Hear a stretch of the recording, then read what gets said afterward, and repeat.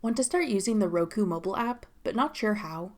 I'm Jessica, and in this video, I'll show you how to download and install Roku. Note that this video will demonstrate on iPhone, but written instructions for both Android and iOS will be listed in the description box. Now let's get started. To download Roku, first open the App Store. Go to the Search tab. Then type in Roku at the top.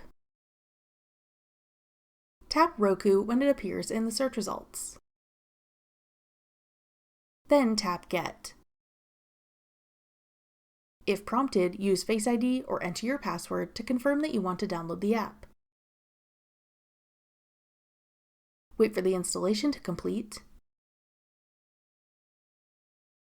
Then tap Open to start using the Roku app. That's all it takes to download Roku. Want to try out other streaming apps? Check out this tutorial next. Click the video on your screen now to watch.